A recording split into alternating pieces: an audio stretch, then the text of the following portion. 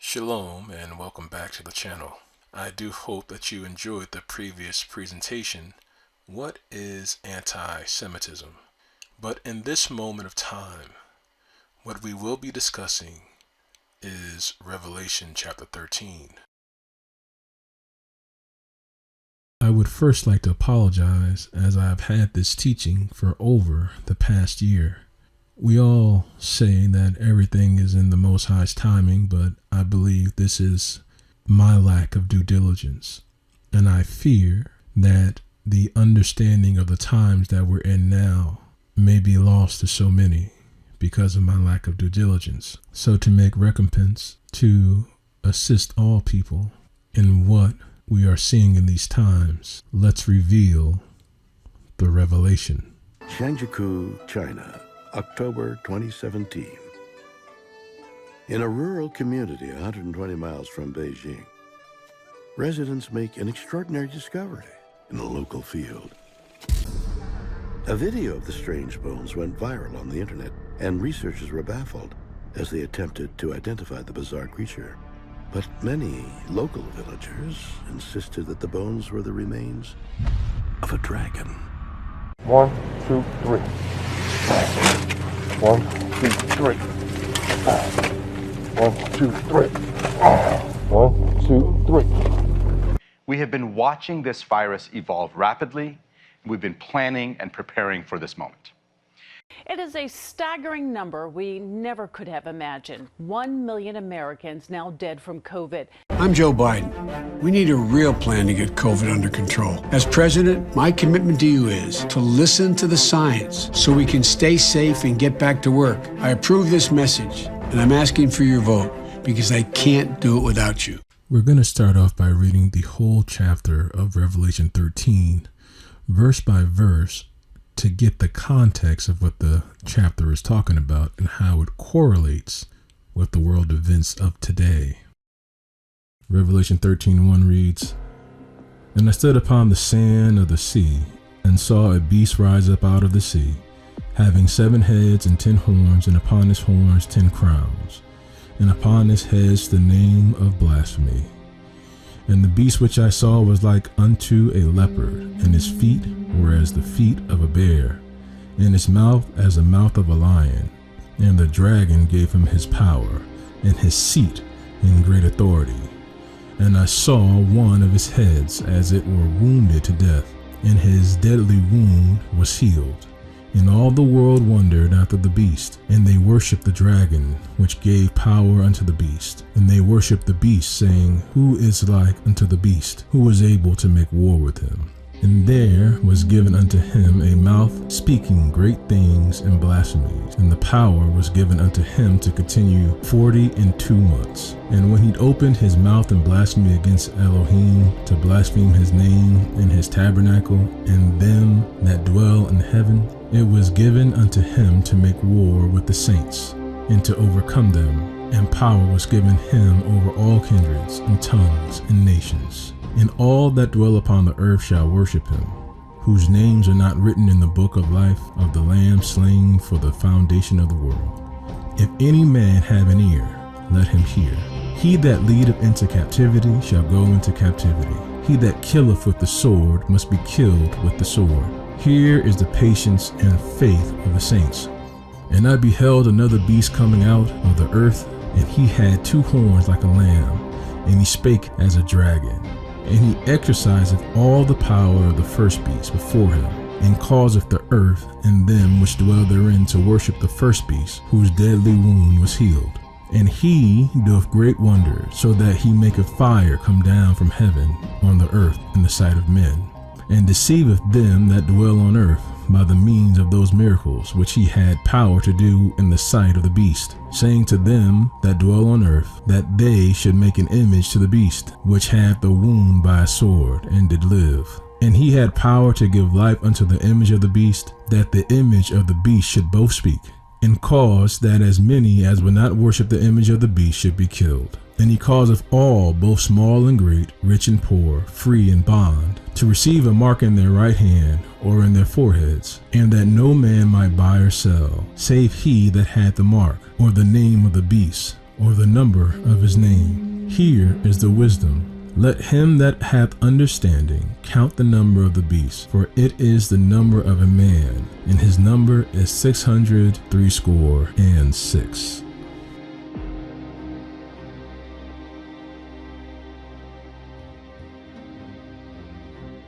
So we're going to look to answer one question.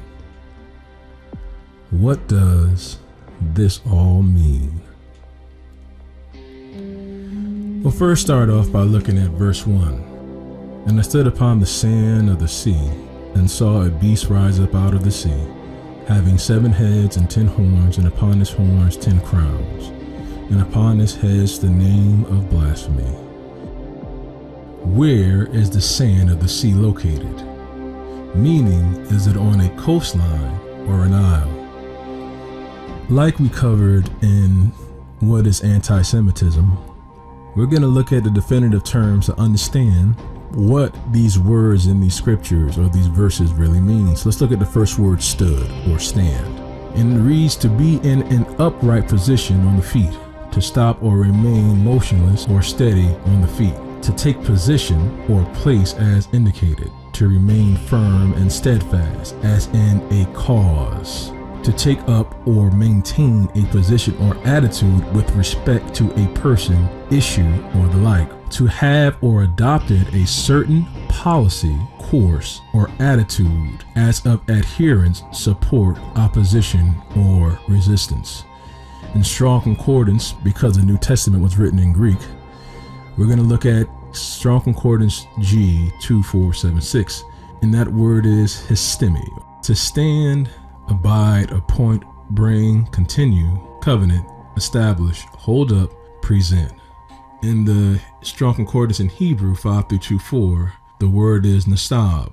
To station, appointed, deputy, erect, establish, lay, officer, pillar, present, rear up, settle, standing. We also take a look at the word sand, which means the more or less fine debris of rocks consisting of small loose grains, often of quartz. Sands, moments of time or one's life. The sand or a grain of sand in an hourglass, to fill up with sand as a harbor. In the Strong Concordance Greek 285, amos, sand as heaped on the beach. In the Strong Concordance Hebrew 2344, coal, sand as a round or whirling particle sand. And then we look at the word sea, the salt waters that cover the greater part of the earth's surface, a division of waters of considerable extent, more or less definitely marked off by land boundaries, a large wave, a widely extended, copious, or overwhelming quantity, perplexed or uncertain. In the Strong Concordance Greek 2281, thalassa, meaning the sea, and genitive case or specifically, the sea. In the Hebrews Strong Concordance 3220 is yam, meaning to roar, a sea as breaking in noisy surf, or large body of water, specifically with the article Mediterranean Sea. Sometimes a large river or artificial basin, locally the west, or rarely the south. Sea as an idiom as a faring man. Shore, southwestern, west side, or westward. Now the other word we're going to look at in the scripture, which most people are familiar with, is the term beast. Beast meaning any non-human animal, especially a large 4-footed mammal. The crude animal nature common to humans and the lower animals. Savage nature or characteristics, a brutal, uncivilized, or filthy person. In the Strong Concordance Greek 2342, therion, a dangerous animal. Translation, venomous, wild beast. In the Strong Concordance Hebrew 2416, kai, meaning alive, hence raw flesh, fresh plant, water, or year, strong life or living thing, is a phrase meaning age, alive, appetite, wild beast, company, congregation, and multitude. The other word we're going to look at is the word heads, meaning the upper part of the body in humans joined to the trunk by the neck, containing the brain, eyes, ears, nose, and mouth.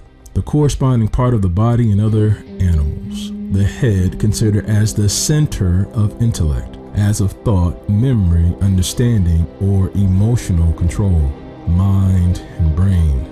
The position or place of leadership, greatest authority or honor. A person to whom others are subordinate, as the director of an institution or the manager of a department, leader or chief, the part of a weapon or tool used for striking. A culminating point, usually of a critical nature, crisis, or climax. The forepart of a vessel or bow. Crown, power, strength, or force progressively gathered or gradually attained. A leader used for striking a crisis that is forcibly progressive or gradually attained. In the Strong's Concordance Greek 2776, kephale, from the primary in the sense of seizing the head, as part most readily taken hold of, literally or figuratively. Head. In the Strong's Concordance Hebrew 7218, roche or rosh, to shake the head, as most easily shaken. Band, beginning, captain, chapter, chiefest place, man, things, company, end, principle, and ruler. The other word to look at as well, as these are key aspects of this first verse, is the word horns. One of the bony, permanent, hollow paired growths, often curved and pointed, that project from the upper part of the head of certain hooved mammals, as cattle, sheep, goats, or antelopes. A process projecting from the head of an animal and suggestive of such a growth, as a feeler, tentacle, or crest. A part resembling an animal horn attributed to deities, demons, an instrument for sounding a warning signal, a symbol of power or strength, a container or device made for this substance, or an artificial substitute, a strength of land or water shaped like a horn, to suppress or control one's feelings, especially of anger, enthusiasm, or passion. In the Strong's Concordance Greek 2768, karos, from the primary, the hair of the head. A horn, literally or figuratively, horn. Strong's Concordance Hebrew 7161, karen, a horn as projecting, by implication, a flask, cornet, a cornet of the altar, a peak of a mountain, a ray of light, figuratively, power. We're going to also look at the term crowns, which means any of various types of headgear worn by a monarch as a symbol of sovereignty, often made of precious metal and ornamented with valuable gems. An ornamental wreath or circlet for the head, conferred by the ancients as a mark of victory, athletic or military distinction. The distinction that comes from a great achievement, the sovereign as head of state, or the supreme governing power of a state under a monarchical government. Any crown-like emblem or design, as in a heraldic crest, a termination of a tower consisting of a lantern-like steeple supported entirely by a number of flying buttresses. In the Strong's Concordance Greek 1238, diadema mean as bound about the head, crown. In the Strong's Concordance Hebrew 5850, atara, meaning crown. And also Strong's Concordance Hebrew 2213, zar, meaning in the sense of scattering. A chaplet, as spread around the top, specifically a border molding crown. The other words we're going to look at is also blasphemy, which means impious utterance of action concerning Elohim or sacred things, the act of cursing or reviling Elohim. Irreverent behavior toward anything held sacred, priceless.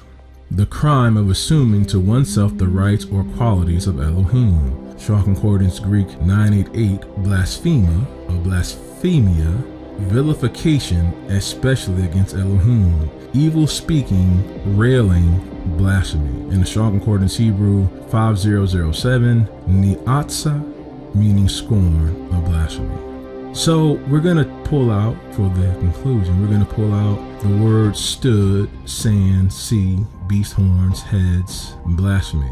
And we're going to look at, as far as stood and stand, to remain firm or steadfast as in a cause. Sand are moments of time of one's life. Sea for overwhelming quantity.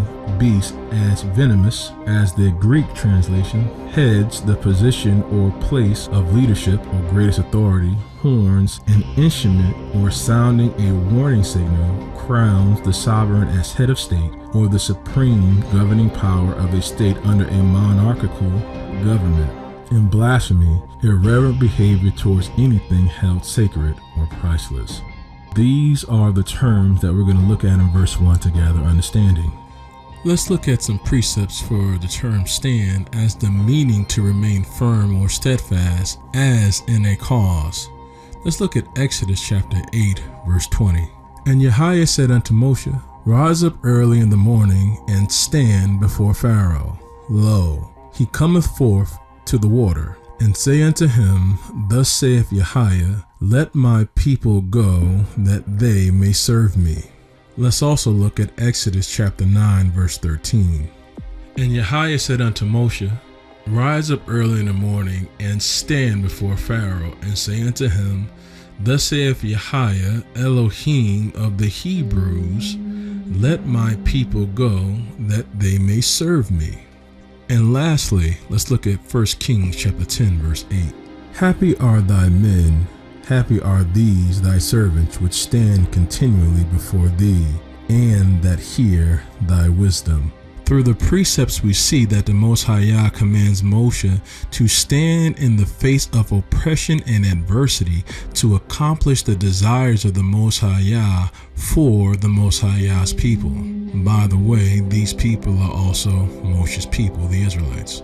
Standing or remaining firm in the belief of the Most High Yah is, and for any believer should be, synonymous with being free from bondage. We also see in 1 Kings 10 verse 8 that those who stand are happy because they receive wisdom. So wisdom and being firm in the Most High Yah's commandments will keep you free from bondage, which will become your happiness. Keep this in mind for the future.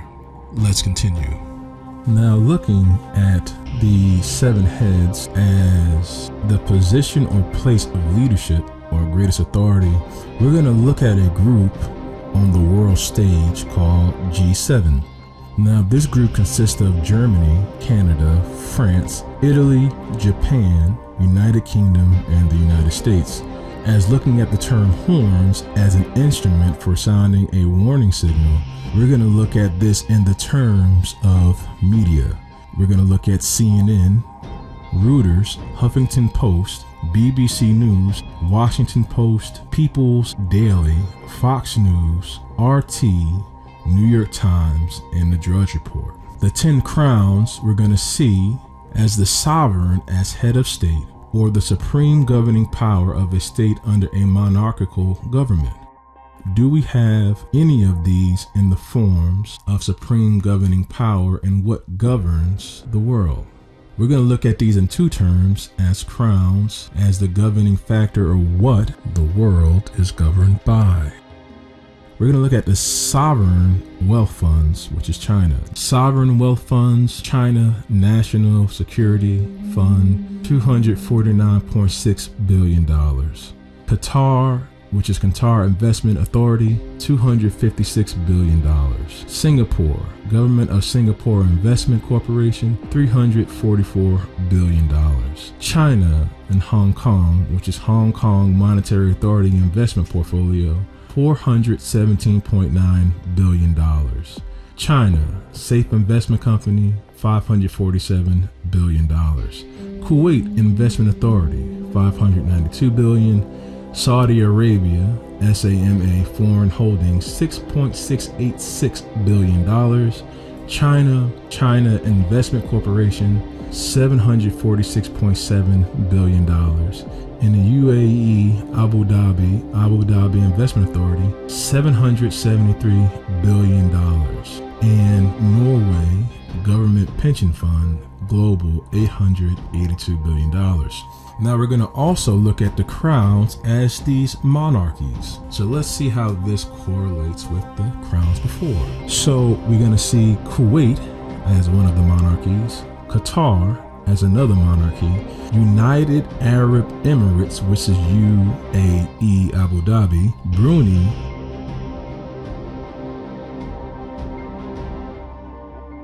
Oman,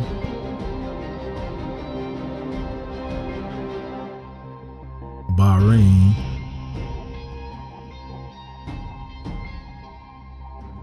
Jordan,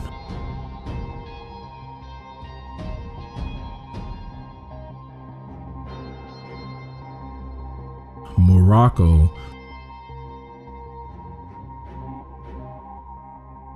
Saudi Arabia, Thailand, Luxembourg, Liechtenstein,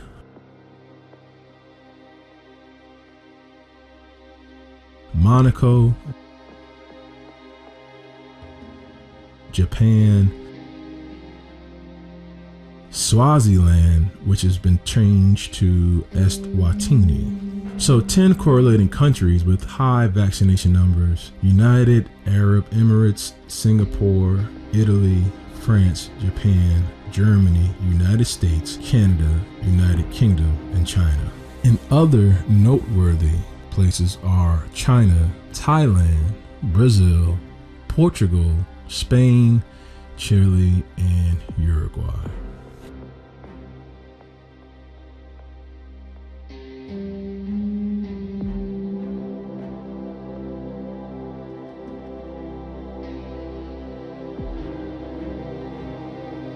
So this process that we're going through right now may take a little time, because we're going to go through each verse and break down what the words mean definitively, so we can get an understanding to what the scripture and the whole chapter is talking about. Now, some people have utilized the prophecy of Daniel to correlate or precept this chapter and what's being said in the chapter, or even the whole book of Revelation.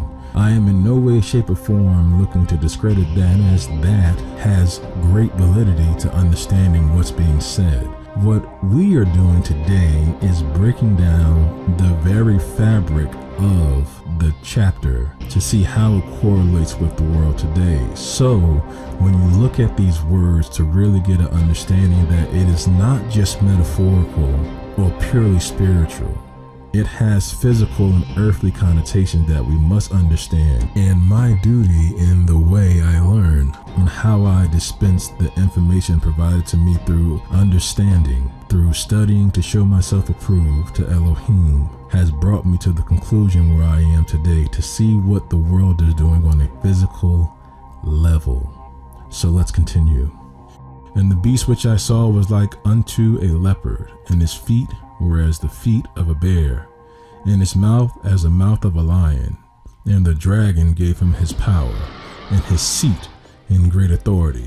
When you look at verse 2, the Messiah utilizes, or what he sees are these beasts, and he used certain key terms.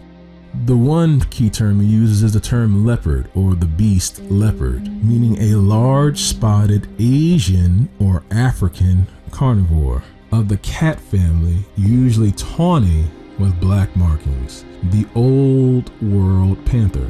All leopard populations are threatened or endangered. Heraldry.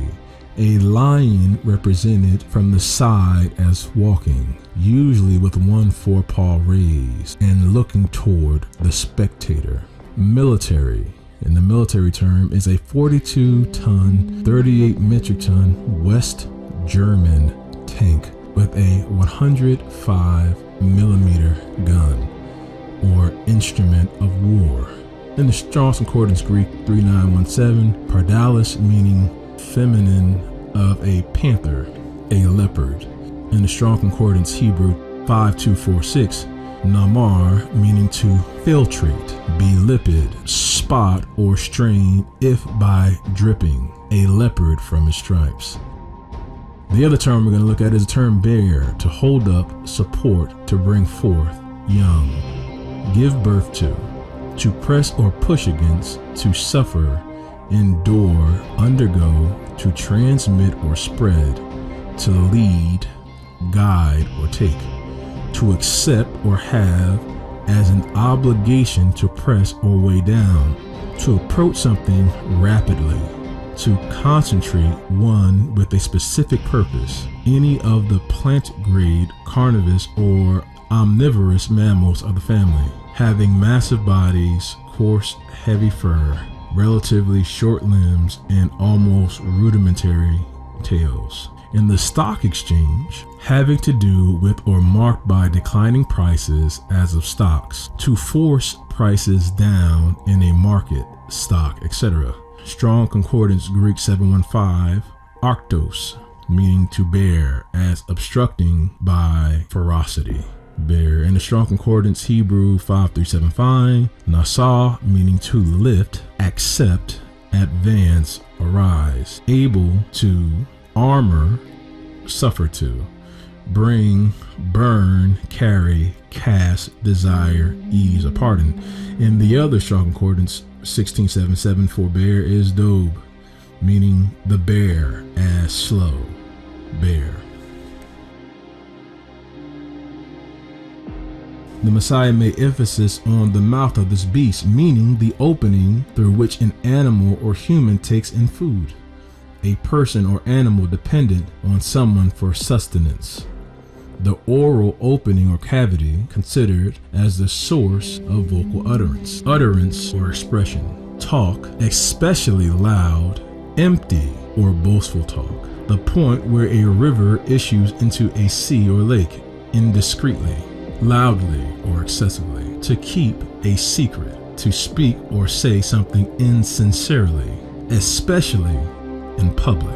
Strong Concordance Greek 4750, stoma, the mouth, as if a gash in the face. By implication, language and its relation, figuratively, an opening in the earth, specifically the front or edge of a weapon, edge, face, mouth.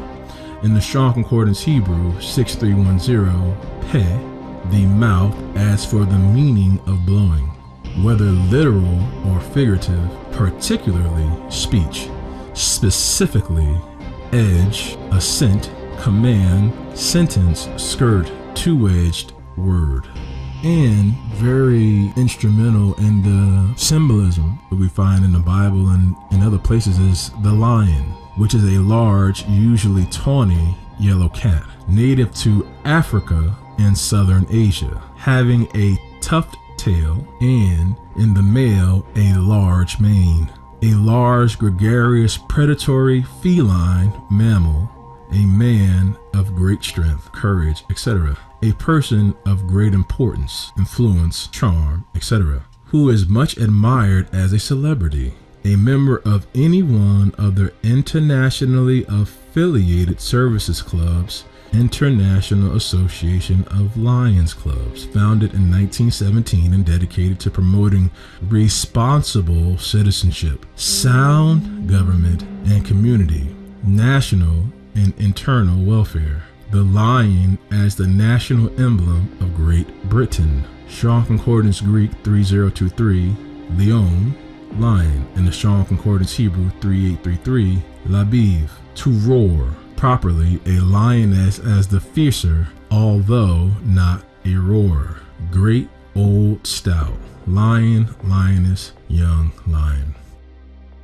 Let's take a look at why the leopard is so important and the symbolism of it and what it means to be spotted or blemished. Let's look at Genesis chapter 30, verse 31 through 33. And he said, "What shall I give thee And Jacob said, Thou shalt not give me anything if thou wilt do this thing for me. I will again feed and keep thy flock. I will pass through all thy flock today, removing from thence all the speckled and spotted cattle, and all the brown cattle among the sheep, and the spotted and speckled among the goats, and of such shall be my hire. So shall my righteousness answer for me in time to come, when it shall come for my hire before thy face. Every one that is not speckled and spotted among the goats, and brown among the sheep, that shall be counted stolen with me. And let's look at Numbers chapter 19, verse 2.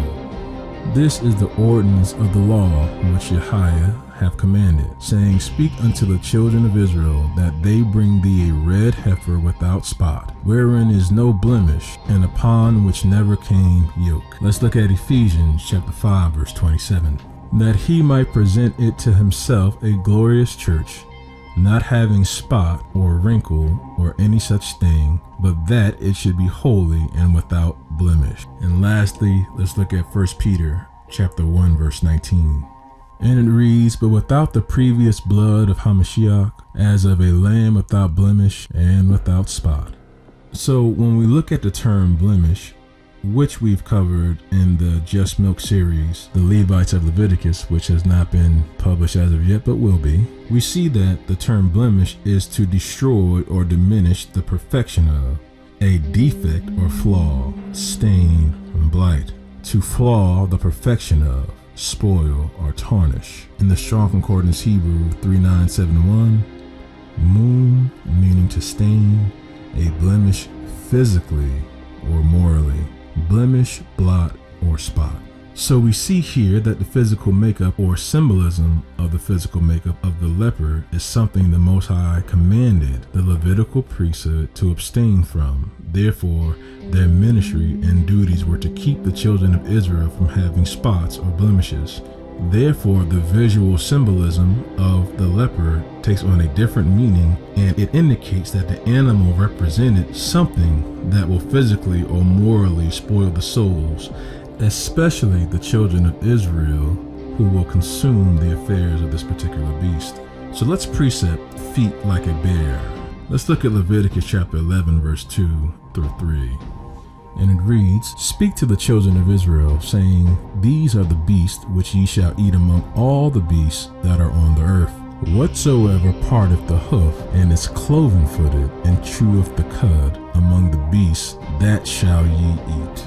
And let's look at Proverbs chapter 28, verse 15.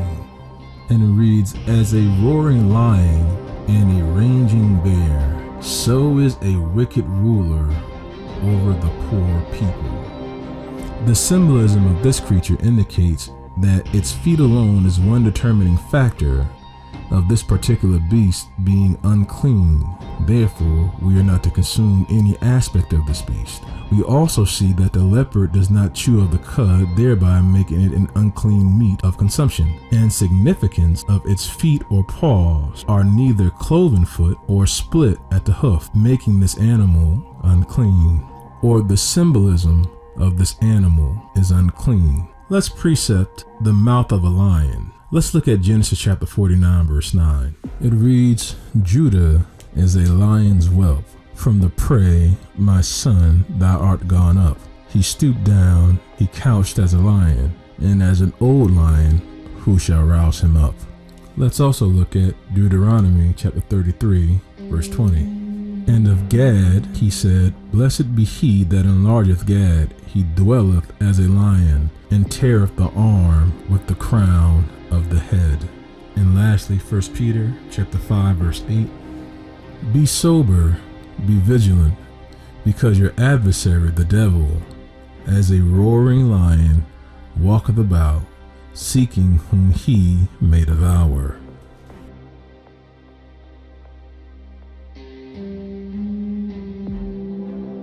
Could this indicate that there will be the unclean speaking the words of Judah, as Judah, and for Judah?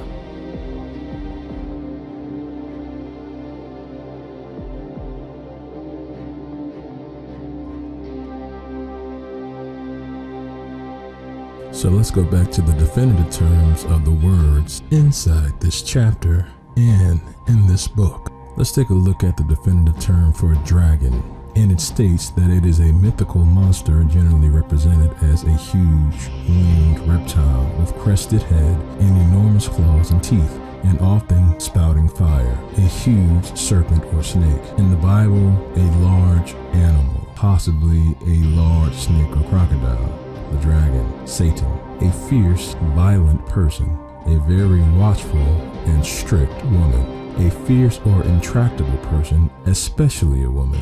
A short musket carried by a mounted infantryman in the 16th and 17th centuries. A soldier armed with such a musket. A long-barreled, muzzle-loading shoulder gun used between the 16th and 18th centuries by infantry soldiers.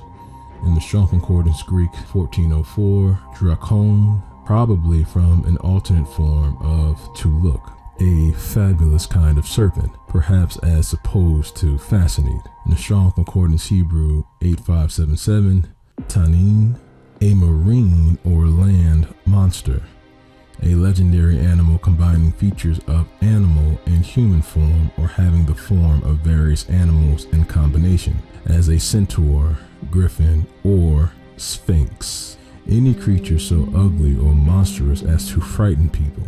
Any animal or human grotesquely deviating from the normal shape, behavior, or character. A person who excites horror by wickedness and cruelty. A sea serpent or jackal. Dragon, sea monster, serpent, and whale. So, who is the dragon and what authority did he give? Let's look at Deuteronomy chapter 32 and verse 33. And it reads, "Their wine is the poison of dragons and the cruel venom of asps." Let's take a look at Psalm chapter 44, verses 19 through 22.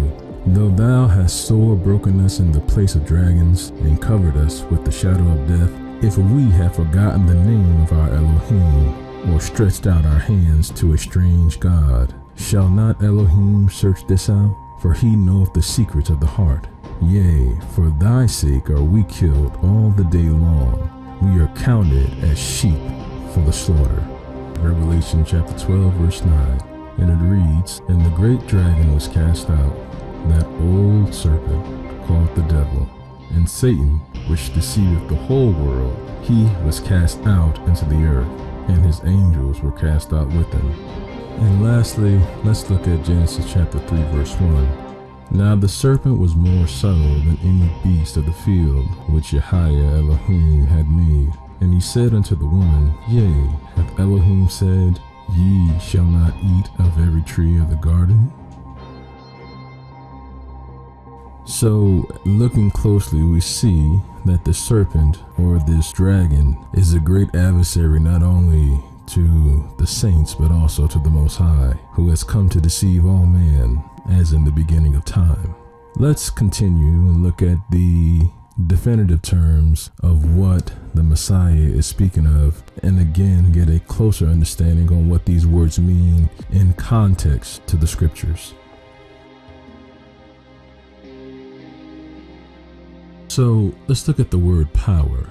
And power states that it is a political or national strength, great or marked ability to do or act, the possession of control or command over people, legal ability, capacity, or authority, delegated authority, authority granted to a person or persons in a particular office or capacity, a document or written statement conferring legal authority, a person or thing that possesses or exercises authority or influence, a state or nation having international authority or influence, political, financial, social, etc.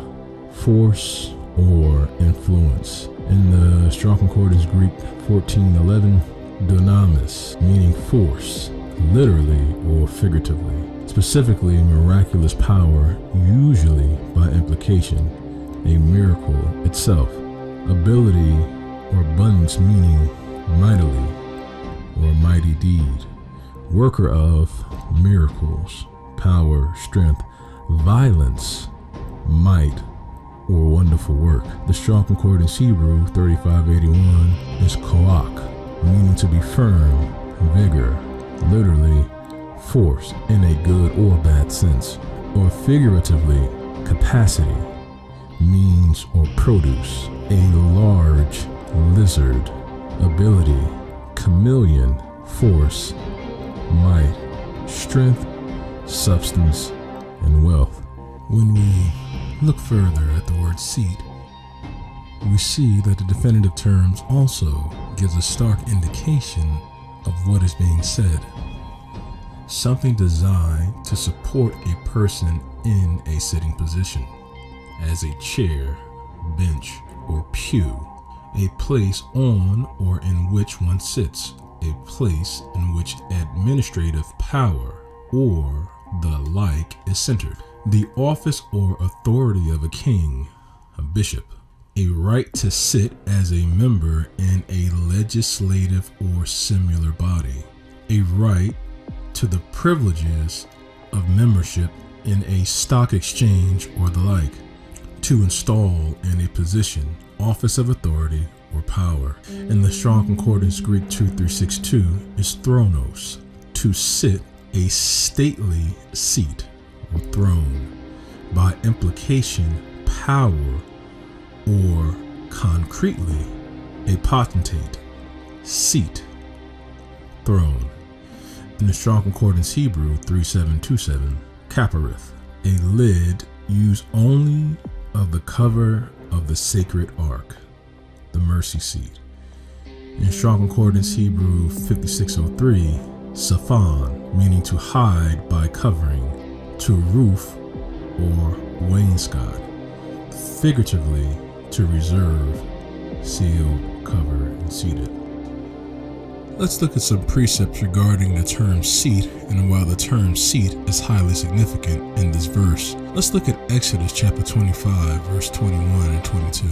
And thou shalt put the mercy seat above upon the ark, and in the ark thou shalt put the testimony that I shall give thee, and there I will meet with thee, and I will commune with thee from above the mercy seat, from between the two cherubims which are upon the ark of the testimony, of all things which I will give thee in commandment unto the children of Israel. Let's look at Exodus chapter 26, verse 34. And thou shalt put the mercy seat upon the ark of the testimony in the most holy place. Let's look at Exodus chapter 30, verse 6. And thou shalt put it before the veil that is by the ark of the testimony, before the mercy seat that is over the testimony, where I will meet thee. Let's also look at Matthew chapter 23, verses 1 through 3. Then spake RPHI to the multitude and to his disciples, saying, the scribes and the Pharisees sit in Moses' seat. All therefore whatsoever they bid you observe, that observe and do. But do not ye after their works, for they say and do not. Lastly, let's look at John chapter 19, verses 12 through 13. When Pilate therefore heard that saying, he brought RPHI forth and sat down in the judgment seat. And from thenceforth Pilate sought to release him. But the Jews cried out, saying, if thou let this man go, thou art not Caesar's friend. Whosoever maketh himself a king speaketh against Caesar. When Pilate therefore heard that saying, he brought RPHI forth and sat down in the judgment seat, in a place that is called the pavement, but in the Hebrew, Gabbatha. So we see through the precepts that in the beginning of the commandments from the Most High Yah to Israel, the Israelites were commanded to create the ark and the mercy seat, which the Most High Yah would meet them on. We see that through the progression of time, the Pharisee would become the seat holders and dictate law to the Israelites, but would not obey the laws themselves. Hence why RPHI or Yahushua or Yeshua would call them hypocrites. Near his death, we see the Israelites telling Pontius Pilate that whosoever speaks against the law of the land speaks against the Caesar, or the seated authority and power. Remember this as we continue. Also in the scripture is the word great, which we all have a familiarity with that word great based on what we have seen in the media, sports, entertainment, being a great student, being stellar. But let's see what the definition states that being great is. And it states usually a comparatively large in size or dimension, unusual or considerable in degree, power, intensity, being such in an extreme or notable degree, exceptionally outstanding, highly significant or consequential, of extraordinary powers, having unusual merit, very admirable, of considerable duration or length. In the Strong's Concordance Greek 3173, megas, meaning big, exceedingly great or greatest, high, large, loud, mighty, be sore afraid, strong, a variable to years. In the Strong Concordance Hebrew 1419, the term is gadol, meaning great in any sense, older, also insolent.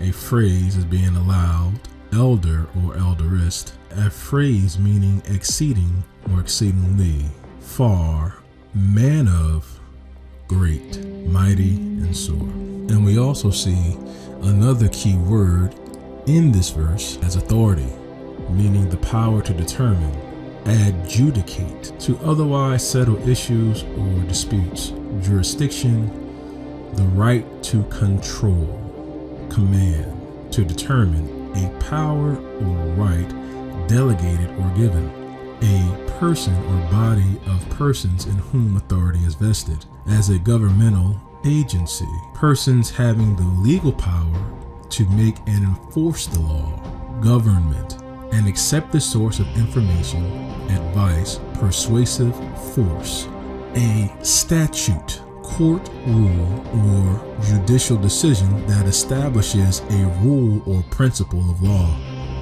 a ruling, the power or right to control, judge, or prohibit the actions of others.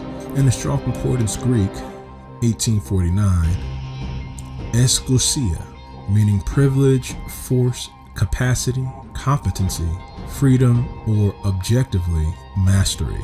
Concretely, a magistrate, superhuman, potentate, token of control, delegated influence, jurisdiction, liberty, power, right, and strength. We have the Strong Concordance Hebrew 8633, tokef, meaning might or figuratively positiveness, authority, power, and strength. So in verse 2, the words that we looked at and what we're going to substitute for: beast, which means company; leopard, which means to filtrate; bear, to transmit or spread; mouth, to keep a secret; lion, a member of any one of the internationally affiliated service clubs, International Association of Lions Club, founded in 1917, and dedicated to promoting responsible citizenship, sound government and community, national and international welfare; dragon, a very watchful or strict woman; power, a state or nation having international authority or influence, political, financial, and social; seat, office of authority or power; great, of extraordinary powers; authority, a person or body of persons in whom authority is vested, as a governmental agency. And I saw one of his heads as it were wounded to death, and his deadly wound was healed. And all the world wondered after the beast, and they worshipped the dragon.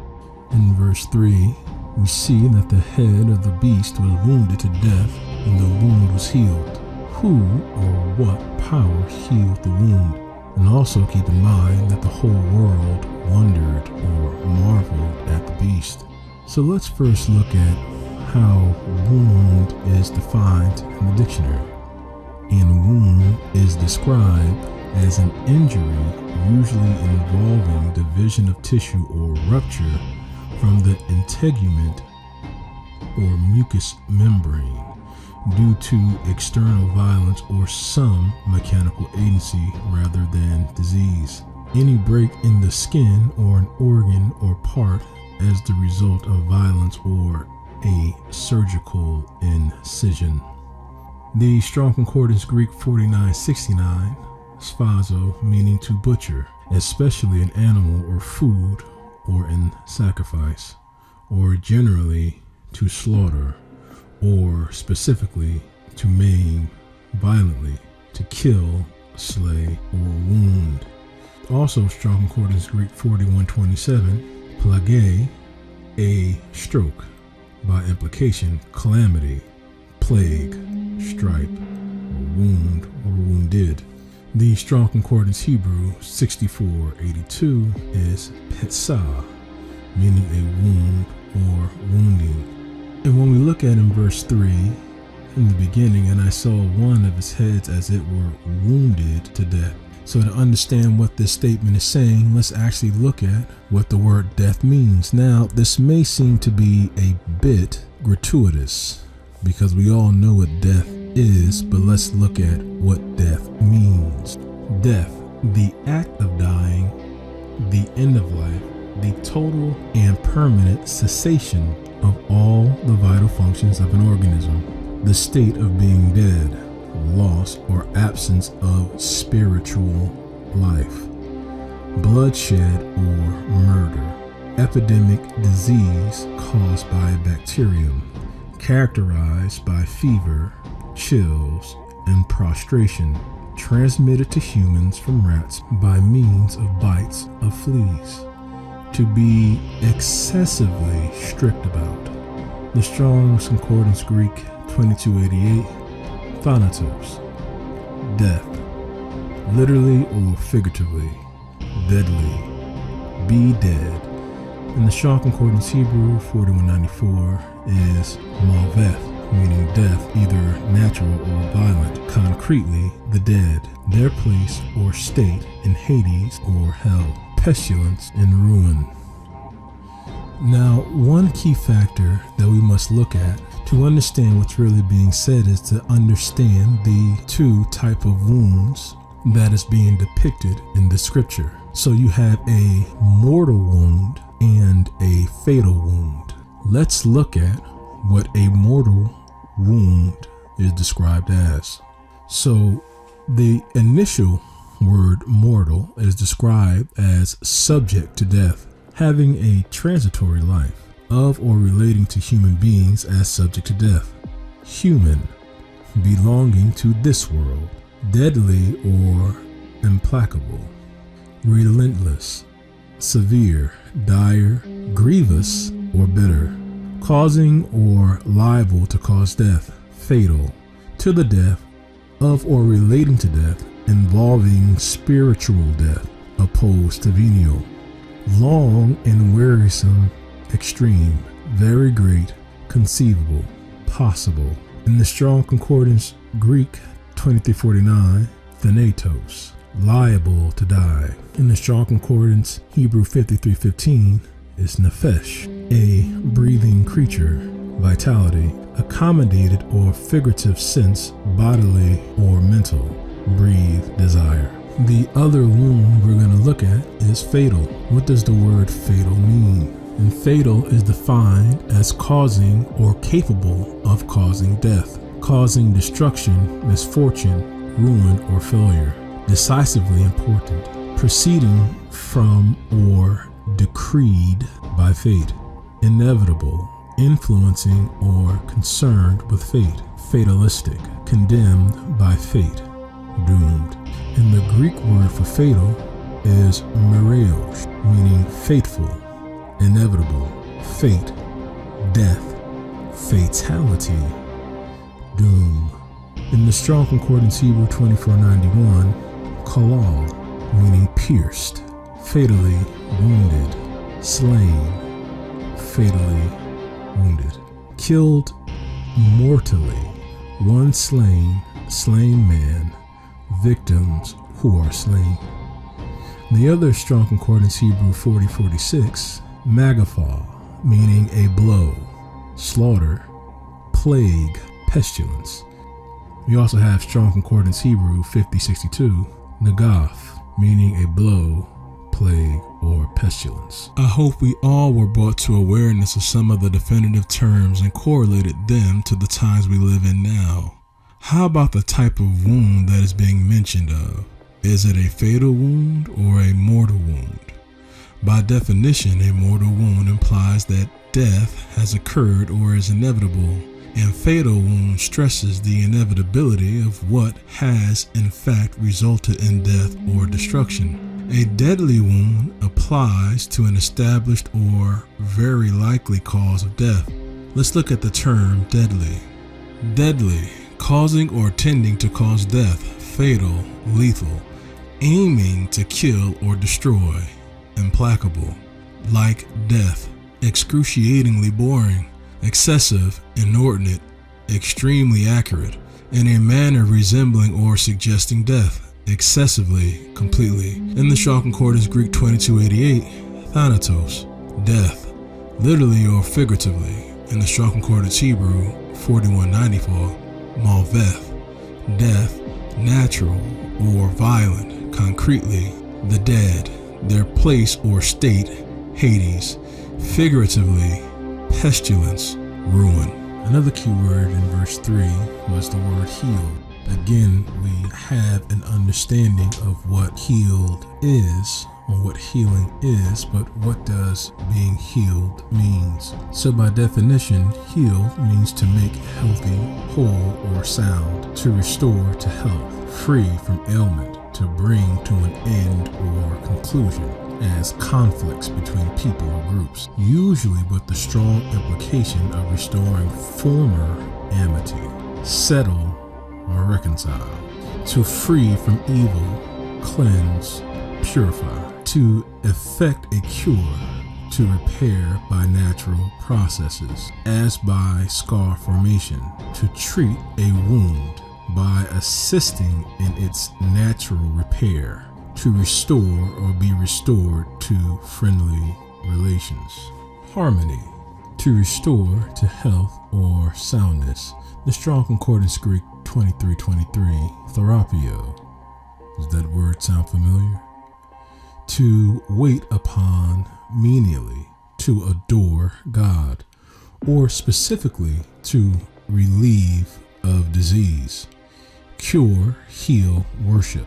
In the Strong Concordance Hebrew 7495, rafah, to mend by stitching, i.e. figuratively, to cure, cause to, heal, physician, repair, thoroughly, and make whole. Let's look at some precepts regarding the word healed and why the term healed is highly significant in this verse. Let's look at Genesis chapter 20, verse 17. So Abraham prayed unto Elohim, and Elohim healed Abimelech, and his wife, and his maidservants, and they bare children. Let's look at Leviticus chapter 13, verses 17 and 18. And the priest shall see him, and behold, if the plague be turned into white, then the priest shall pronounce him clean. That hath the plague, he is clean. The flesh also, in which even in the skin thereof was a boil, and is healed. Let's look at 1 Samuel chapter 6, verses 1 through 3. And the ark of Yahweh was in the country of the Philistines 7 months. And the Philistines called for the priests and the diviners, saying, What shall we do to the ark of Yahweh? Tell us wherewith we shall send it to his place. And they said, If ye send away the ark of the Elohim of Israel, send it not empty, but in any wise return him a trespass offering. Then ye shall be healed, and it shall be known to you why his hand is not removed from you. Let's look at 2 Kings chapter 8, verse 29.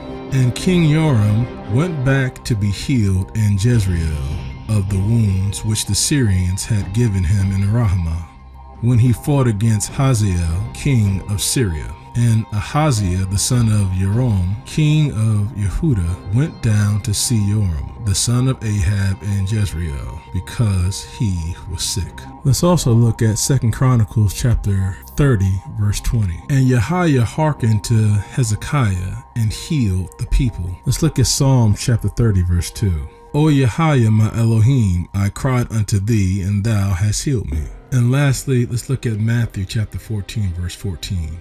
And Yehoiashua went forth and saw a great multitude, and was moved with compassion toward them, and he healed their sick. As depicted in the precepts, Abraham had made an interceding prayer to the Most High Yah for Abimelech, and he and his family was healed, as well as having the ability to bear children. We see as time passes on and the Israelites are receiving instruction that the Levite priests were responsible for being a physician and determining if an individual was healed based on the law, statutes, and commandments in regards to observing an ailment. We see that the Philistines had the Ark of the Covenant in their possession, and sickness was upon them for having the Ark of the Covenant. The instruction given was to send the Ark away from their possession and provide an offering by compliance of the law of Israel, which is the law of the Most High Yah. Only after complying to the will of the Most High Yah would the Philistines be healed. We then saw that King Joram would return back to Israel to be healed for his wounds. As time progressed, we saw that Hezekiah would pray to the Most High Yah to be healed from his ailment and was healed. In the process of praying teaching, you will see why Hezekiah and this act is so significant and why it is chosen now. But for the sake of time, we will just look at what Hezekiah did to be healed of his ailment. In Psalms 30 and 2, we see that the lyric of the song depicts the singer crying out to the Most High Yah or praying to him, and he was healed of his ailment. Lastly, and most importantly, we saw in Matthew that the multitude of people followed the Messiah because he had the ability to heal them. His compassion for the multitude inspired him to heal them. The process that we saw has gone from relying solely on the Most High Yah for healing, then having the duties bestowed upon the Levitical priesthood, to other nations trespassing the Most High's law and having to obey the commandments for their own healing, to the Israelites praying to the Most High Yah again for their soul healing, to the multitude of people relying on one man to heal them. Keep this process in mind as we continue through this presentation. Let's continue. Another word again that should have stuck out is the word wondered, meaning to think or speculate curiously, to be filled with admiration, amazement or awe, marvel, to doubt, something strange and surprising, a cause of surprise, astonishment or admiration, miraculous deed or event, remarkable phenomenon, exciting wonder by virtue of spectacular results achieved, feats performed. In the Strong Concordance Greek 2296, thaumazo, to admire, have an admiration, marvel, wonder. In the Strong Concordance Hebrews 8074, shamaim, to stun or intransitively grow numb, i.e. devastate or figuratively stupefy, both usually in a passive sense, make amazed, be astonished, to bring into desolation, be destitute, destroy self, lay, lie, make, waste, and wonder. So in verse 3, we see these key terms to look at and break down, and what we'll do again is substitute what these words mean based on its definition. So wound is any break in the skin or an organ or part as the result of violence or a surgical incision. Death as pestilence, plague, an epidemic disease that causes high mortality. Pestilence, an infectious epidemic disease caused by a bacterium. Deadly in a manner resembling or suggesting death. also look at the term fatal as meaning pierced. The word healed as usually with the strong implication of restoring former amity. Wondered as a miraculous deed or event. We see in the verse that the world had intrigue towards the beast. Who is the beast? And keep in mind that the dragon gave power to this beast.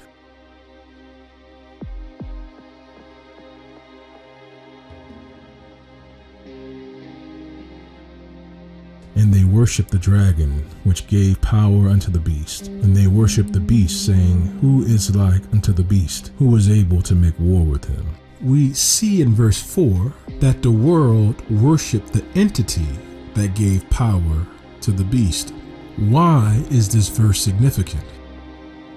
We find that answer once we precept to Isaiah chapter 14, verses 12 through 14. How art thou fallen from heaven, O Lucifer, son of the morning? How art thou cut down to the ground, which didst weaken the nations? For thou hast said in thine heart, I will ascend into heaven. I will exalt my throne above the stars of Elohim. I will sit also upon the mount of the congregation in the sides of the north. I will ascend above the heights of the clouds. I will be like the Most High. The connection between verse 3 and verse 4 is based on the wound that will be healed and the question, who is like unto the beast? So we find this answer or this connection by looking at Proverbs chapter 24, verse 31. And lo, it was all grown over with thorns, and nettles had covered the face thereof, and the stone wall thereof was broken down. Let's also look at Isaiah chapter 34, verse 13. And thorns shall come up in her palaces, nettles and brambles in the fortress thereof, and it shall be an habitation of dragons and a court of owls. And let's also look at Matthew chapter 27, verse 29. And when they had platted a crown of thorns, they put it upon his head, and a reed in his right hand, and they bowed the knee before him, and mocked him, saying, Hail, King of the Jews. So we are seeing the parallel or the different ends of the spectrum of what is to be visually displayed before us based on Isaiah chapter 14, verses 12 through 13. The beast whose wound is healed is the depiction of the Savior of humanity, even though it is in complete contrast of the caricature of the Israelite Messiah in the Bible. Who is able to make war with him? We see this concept displayed again by looking at the precept Romans chapter 8, verse 31. Romans 8 and 31 reads, What shall we then say to these things? If Elohim be for us, who can be against us? Let's also look at Joshua chapter 10, verse 42. Joshua 10 and 42 reads, And all these kings in their land did Joshua take at one time, because Yahweh Elohim of Israel fought for Israel. Let's also look at Genesis chapter 41, verse 32. And for that the dream was doubled unto Pharaoh twice. It is because the thing is established by Elohim, and Elohim will shortly bring it to pass. So we see through the precepts how the beast is in fact the far end of the spectrum of light displayed to the Most High Yah's chosen people. Insomuch the beast has chosen the whole entire world to portray itself as a savior for the entire world. And keeping on with the trend, let's look at these very important words used, as we do have the idea or concept of what they mean, but we do not know definitively what it stands for. So let's look at this word worship. Worship meaning to have reverent honor and homage paid to God or a sacred personage, or to any object regarded as sacred, formal or ceremonious rendering of such honor and homage, adoring, reverence or regard. A title of honor used in addressing or mentioning certain magistrates and others of high rank or station, dignity or standing, to render religious reverence and homage as to a deity. In the Strong Concordance Greek 4352, proskuneo, meaning to kiss like a dog licking its master's hand, to fawn or crouch to, literally or figuratively prostrate oneself in homage. In the Strong Concordance Hebrews 7:8-12, shakah, meaning to depress, prostrate, especially reflexive in homage to royalty or God. Bow self down, crouch, fall down, flat, humbly beseech, do make obeisance, do reverence, make to stoop or worship. We also see the term war. What is war? A conflict carried on by force of arms, as between nations or between parties within a nation. Warfare, as by land, sea, or air. A state or period of armed hostility or active military operations. Armed fighting as a science, profession, activity, or art. Methods or principles of waging armed conflict. A struggle to achieve a goal. To carry on active hostility or contention. To be in conflict or in a state of strong opposition. In the Strong's Greek Concordance 4170, polymeo, meaning to be engaged in warfare, i.e. to battle, literally or figuratively, fight and make war. In the Strong Concordance Hebrew 4421, milkamal, a battle, i.e. engagement, generally war, i.e. warfare, battle, fight or fighting, war or warrior. And the last one is worshipped, different from worship. Worshipped as in past tense or actively engaged in. Which means a title of honor used in addressing or mentioning certain magistrates and others of high rank or station. So what we're going to do again is break these words down and substitute the definitive term for what it means. So for worship, we have a title of honor used in addressing or mentioning certain magistrates and others of high rank or station. Dragon, a marine or land monster, a person who excites horror by wickedness and cruelty. Power, a document or written statement conferring legal authority. Beast, as in congregation, again, beast, a brutal, uncivilized, or filthy person. And war, to be in conflict or in a state of strong opposition. Let's go back and look at the word worship. Let's see exactly how we can use precepts to get an understanding of how we are pulling these words, or at least pulling the definitive term for what it means. So for prostrating oneself in homage, do reverence to or adore, or even the Strong Concordance, shakal, bow self down. Let's look at Exodus chapter 20, verse 3 and 4. Thou shalt have no other gods before me. Thou shalt not make unto thee any graven image or any likeness of anything that is in heaven above, or that is in the earth beneath, or that is in the water under the earth. Thou shalt not bow down thyself to them, nor serve them, for I am Yahweh thy Elohim, am a jealous Elohim, visiting the iniquity of the fathers upon the children unto the third and fourth generation of them that hate me. Also, looking at the term worshipped, when we look at the Strong Concordance Greek term proskuneo, it's said to kiss like a dog licking his master's hand. Let's look at a scripture that correlates to this visual symbolism. Let's look at Matthew chapter 15, verses 23 through 27. And it reads, But he answered her not a word, and his disciples came and besought him, saying, Send her away, for she crieth after us. But he answered and said, I am not sent but unto the lost sheep of the house of Israel. Then came she and worshipped him, saying, Adonai, help me. But he answered and said, It is not meet to take the children's bread and cast it to dogs. And she said, Truth, Adonai, yet the dogs eat of the crumbs which fall from their master's table. Now, if you just go up to verse 22, you get to see this woman where she's from.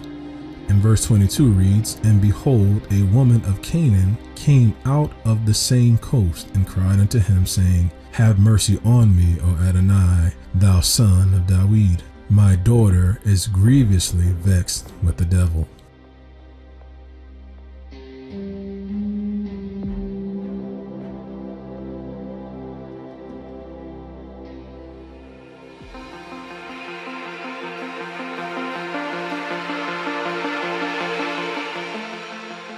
Put simply, the European Immunisation Agenda 2030 is the European region's immunisation strategy for the next decade.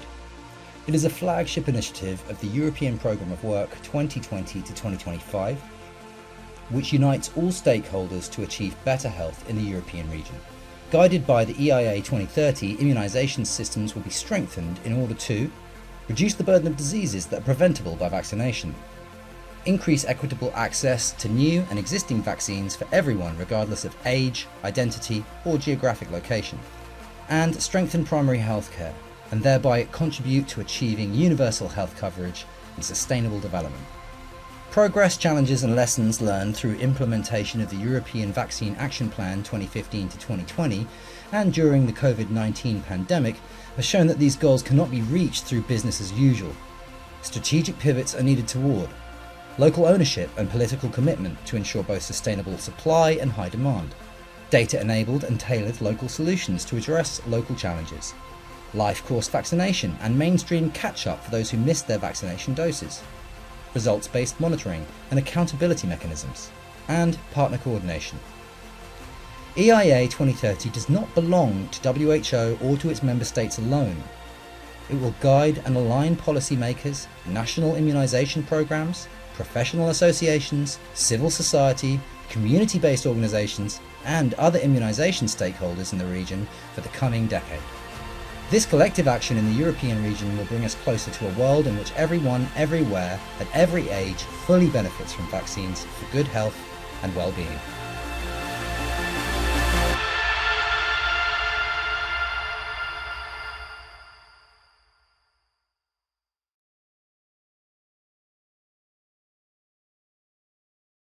You've got a thing on the left, CO2, that you want to get to zero, and that's going to be based on the number of people, the services each person's using on average, the energy on average for each service, and the CO2 being put out per unit of energy. So let's look at each one of these and see how we can get this down to zero. Probably one of these numbers is going to have to get pretty near to zero. That's back from high school algebra. But let's take a look. First, we've got population. The world today has 6.8 billion people. That's headed up to about 9 billion. Now, if we do a really great job on new vaccines, healthcare, reproductive health services, we could lower that by perhaps 10 or 15%.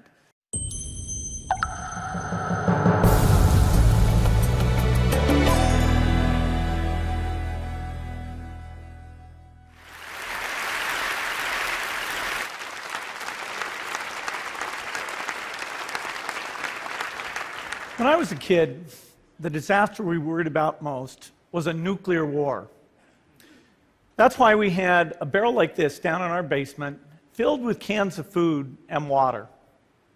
When the nuclear attack came, we were supposed to go downstairs, hunker down, and eat out of that barrel. Today, the greatest risk of global catastrophe doesn't look like this. Instead, it looks like this. If anything kills over 10 million people in the next few decades, it's most likely to be a highly infectious virus rather than a war. Not missiles, but microbes. Now, part of the reason for this is that we have invested a huge amount in nuclear deterrence. But we've actually invested very little in a system to stop an epidemic. We're not ready for the next epidemic.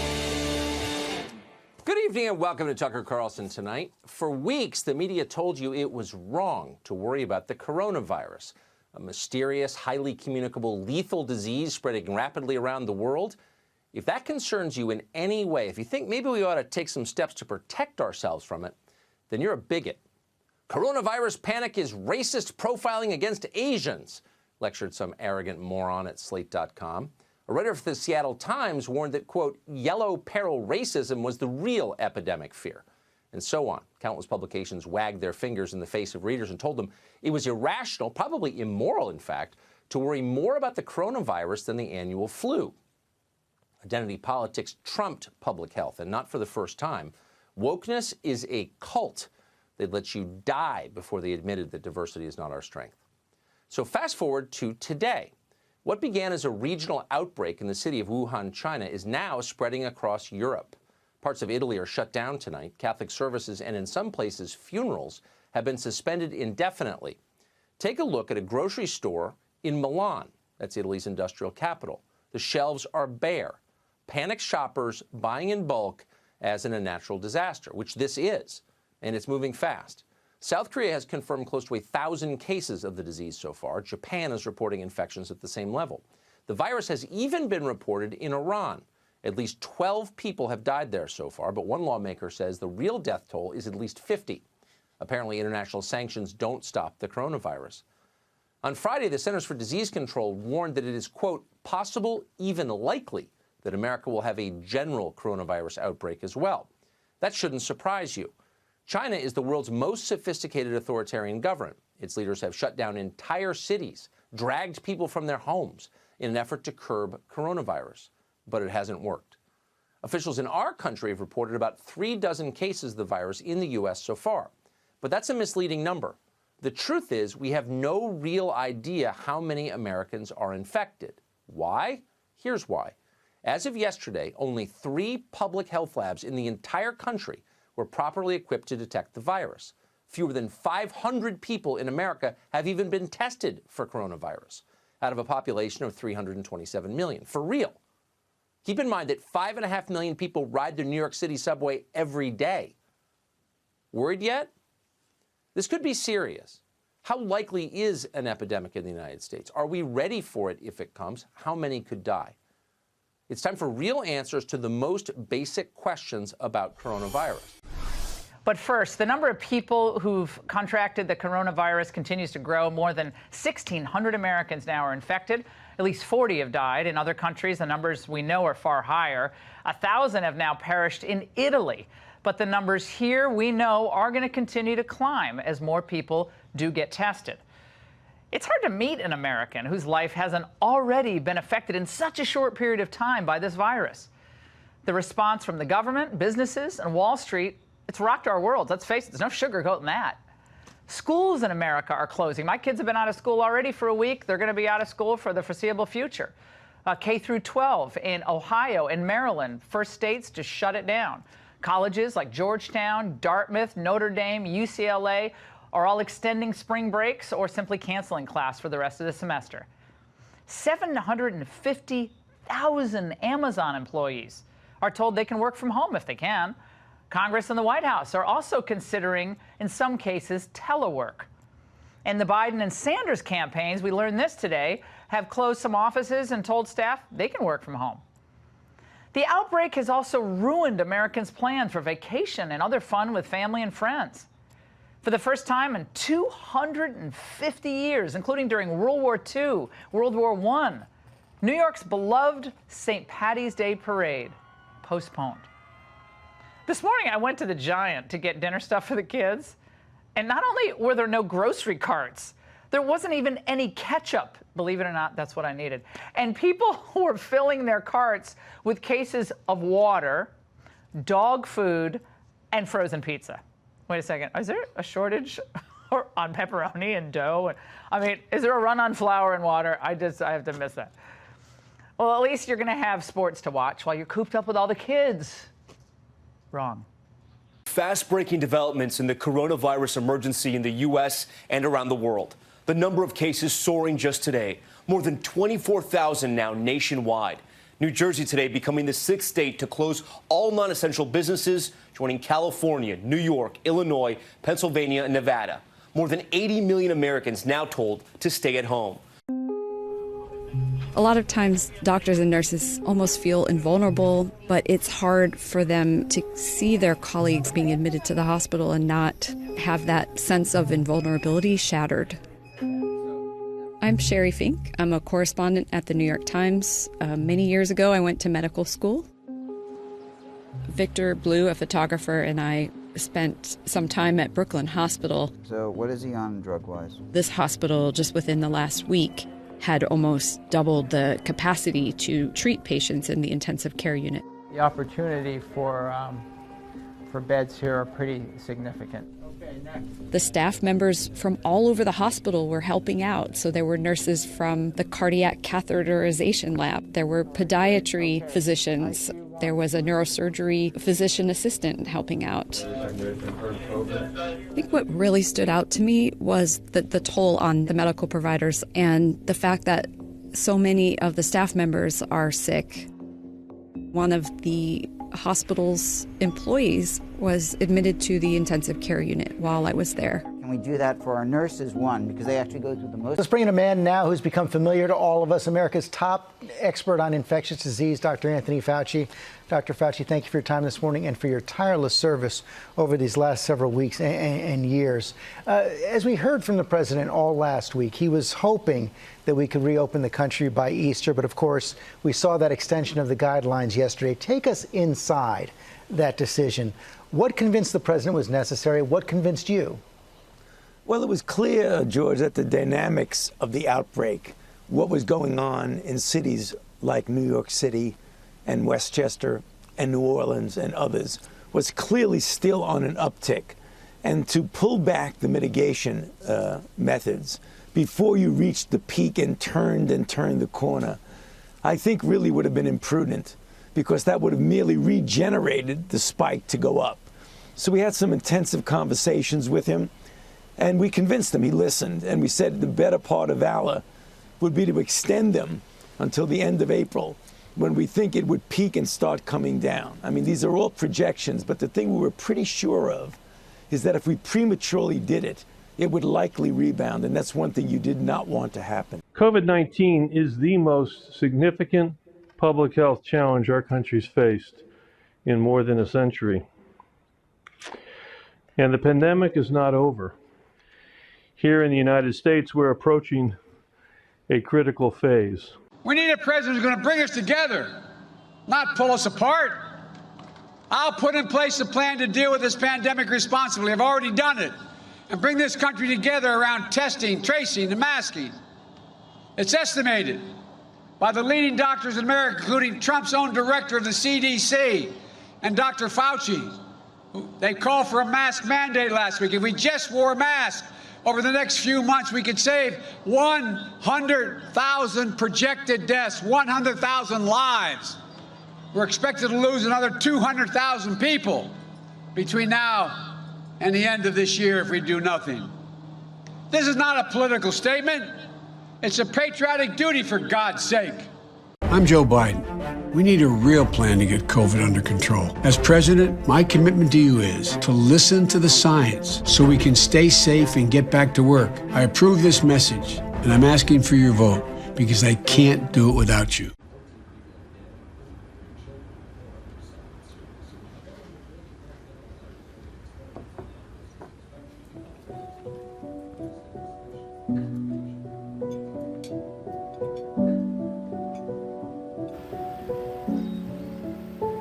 $200,000 deaths because of the coronavirus all across this nation.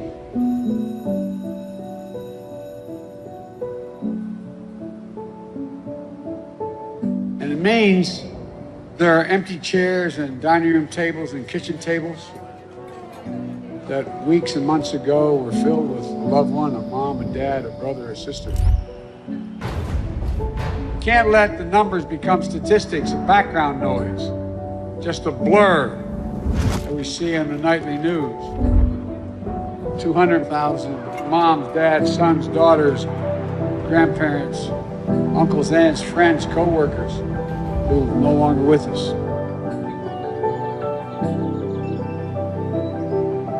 And so many of them didn't have to lose their lives in this virus.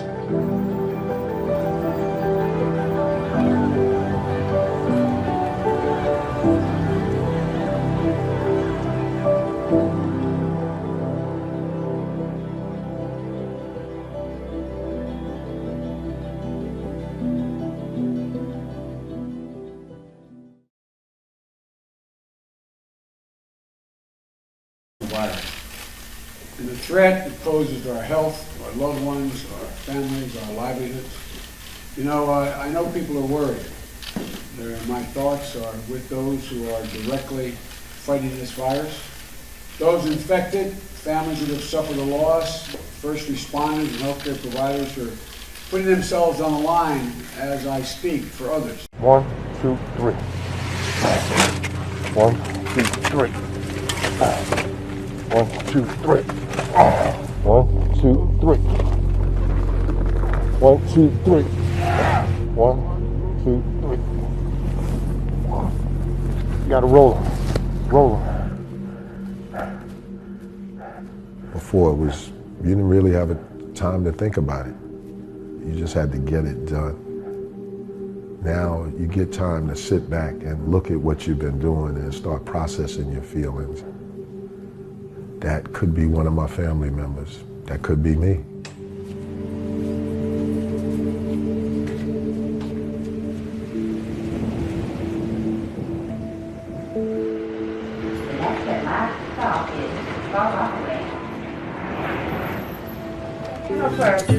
Child 5 Danielle. Respiratory staff to NICU. Respiratory staff to NICU. St. John's is the only hospital on the peninsula. It's a lot of people that I've known my whole life.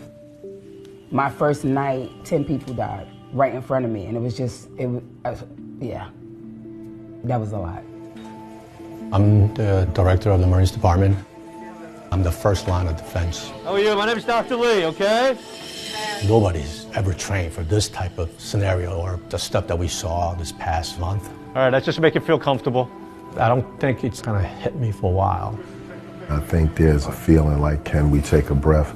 Can we back up? Take that moment, but still keep your hand on the gas. This woman apparently being taken against her will by China's newly deployed quarantine squads. A man also pulled from the apartment, forcibly taken down the stairs. Across China, disturbing videos on social media appear to show the extreme measures taken to control the outbreak.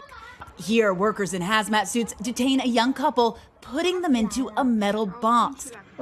A child's voice asks why. The adult answers because they're sick.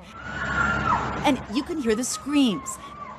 Earlier this week, the government in Wuhan released an edict, round up suspected coronavirus cases, and if the person refuses to cooperate, it said, public security shall enforce.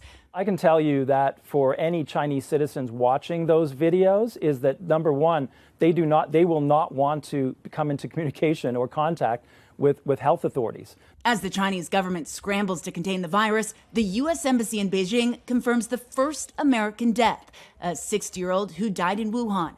Meanwhile, flights carrying more Americans from Wuhan arrived in the U.S. last night, and passengers are quarantined at military bases in California, Texas, and Nebraska. The State Department says a total of 800 Americans have been evacuated from the city so far, and no additional flights are planned.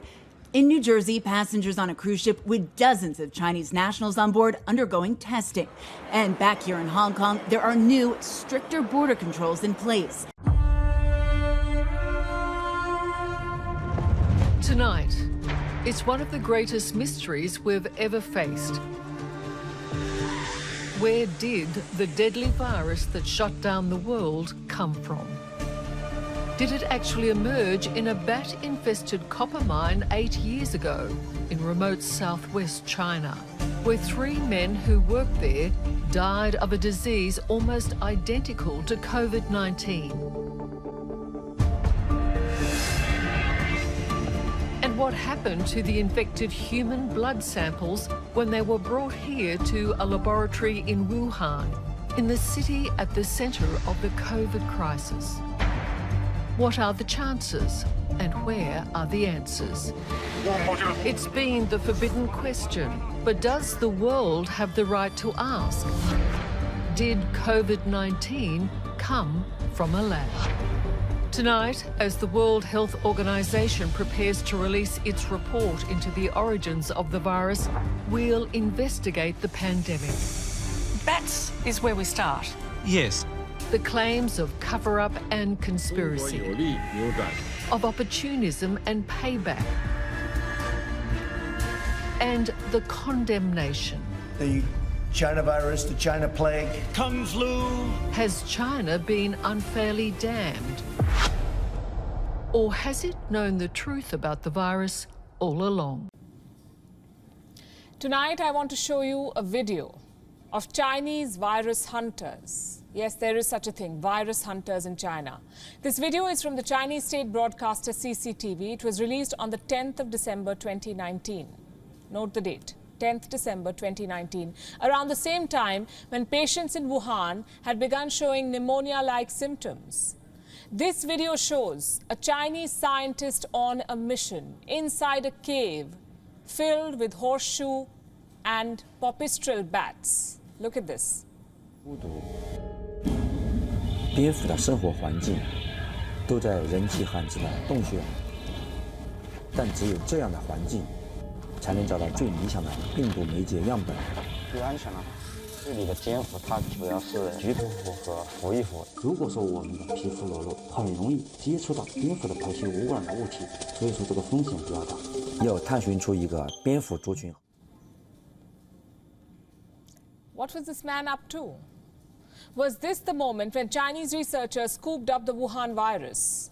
Is this video linked to the pandemic in any way? We can't say because China doesn't share information. It won't tell the world what these researchers were doing in bat caves. The man leading this team is called Tian. Reports say he worked with the Wuhan Center for Disease Control, or the Wuhan CDC. It is the agency that led China's early pandemic response. And I know what some of you may be thinking. If China had something to hide here, why did they release this video?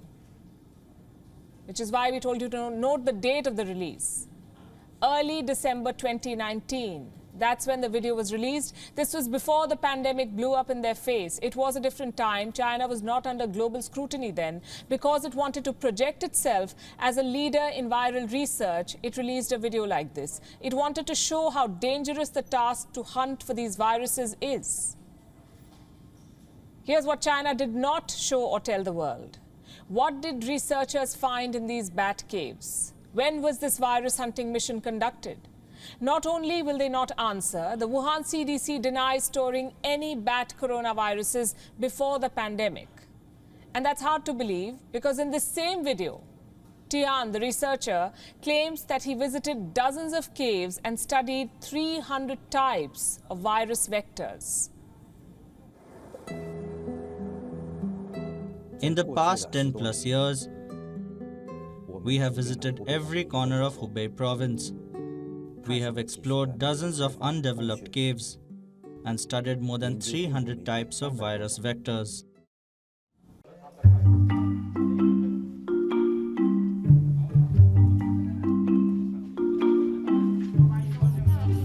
ค้างคาวก็เป็นที่อยู่อาศัยของไวรัสโคโรนาตั้งหลายสายพันธุ์แล้วก็มีบางสายพันธุ์ที่เป็นสายพันธุ์ที่ก่อโรคในคนนะคะอย่างเช่นโรคซาร์สโรคเมอร์สล่าสุดก็คือโควิด -19 ค่ะพวกเราก็ยังทำงานเพื่อค้นหาเชื้อไวรัสใหม่ๆอยู่ตลอดเวลานะคะเพื่อจะทำนายว่าจะมีเชื้อตัวใหม่ที่มีโอกาสที่จะติดต่อมาสู่คนได้หรือไม่นะคะงั้นถ้ามีเราจะตัดวงจรมันอย่างไรเราจะตรวจมันให้รวดเร็วได้อย่างไร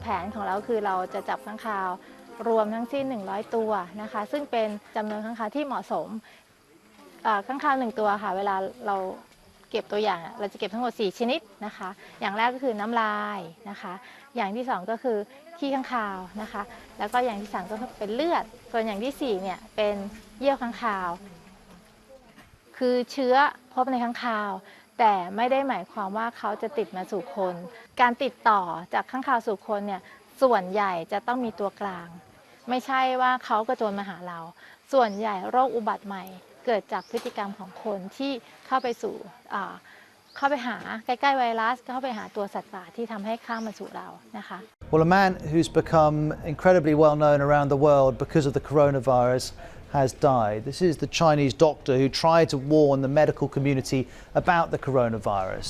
He was told to be quiet by the authorities before weeks later being diagnosed with the virus himself. Here we can see BBC Chinese reporting on this, saying Dr. Li was declared dead initially at 9:30 local time on February the 6th, and that was reported by state media, but it got more complicated. Initially there was a huge reaction on Chinese social media to this news, and then journalists and doctors at the scene who did not want their names used told the BBC that government officials then decided to control the flow of information by ordering the doctor to be put back on life support despite the fact he was dead, and to change official media reports from death to in critical condition. Well, that attempt to shut down the story has failed, and official Chinese media is now reporting the death of Dr. Li. And the background to this is that Dr. Li posted a warning on a group chat of medics in December. He said he'd seen 7 cases that he thought resembled the SARS virus that led to a global epidemic in 2003. Chinese police then accused him of making false statements, of severely disturbing the social order. He was then forced to sign a document in which the authorities said, "We solemnly warn you, if you keep being stubborn with such impertinence and continue this illegal activity, you will be brought to justice. Is that understood?" And underneath that, Dr. Li had written, "Yes, I do." Even in January, officials in Wuhan, where the virus began, was insisting that only those who came in contact with infected animals could catch the virus. That wasn't true, and no accurate guidance was issued to protect doctors who'd been in contact with infected people. Then we were told Dr. Li had fallen ill, and finally on the 20th of January, China did declare an emergency connected to the virus. Go on to the end of January, and Dr. Li posted this picture with the words, "Finally diagnosed." He confirmed he had the virus. Well, the pictures of Dr. Li in his hospital bed are going to become among the defining images of this crisis, despite China's efforts to manage this story. Isabel Hilton is from China Dialogue. This is what China does. China increasingly seeking to control what people know. And that was the problem in the beginning. You know, if Dr. Li had been listened to in the beginning, if the authorities had acted in the beginning, we wouldn't have seen this virus escape from Wuhan all over China and then internationally. And now, you know, however draconian the measures taken, you know, this is essentially shutting the stable doors. So people like Dr. Li, who were sanctioned, I mean, having been interviewed by the police, they had to confess to spreading rumours, which can carry a 5-year sentence in China. You know, this means that what the government is most afraid of is information that is inconvenient. Our cover story tonight is about a doctor in Wuhan. You've probably not heard of her because her story has been hidden by the mighty dragon. Hidden until it got out. We are talking about Dr. Ai Fen. She's the director of the emergency department at the Wuhan Central Hospital. She's also the reason why the world found out about China's cover-up. She was perhaps the first doctor to order tests on the early coronavirus patients. And now she has gone missing. The latest reports claim that her whereabouts are unknown now. Why is this doctor so important? Why must her story be told? Because Dr. Ai Fen has ruffled the feathers of the Communist Party of China. Not only did she find the virus, she even spoke about it in China. Last month, she gave an interview to a Chinese magazine. The government did not like it. The interview created fresh trouble for Beijing. It also became proof of China's cover-up because Dr. Ai Fen had revealed it all. She told the world how China knew about the coronavirus way back in December and how China did nothing to stop it. Dr. Ai Fen said all of this in her interview. She said that she was not the whistleblower. She was the one who gave the whistle.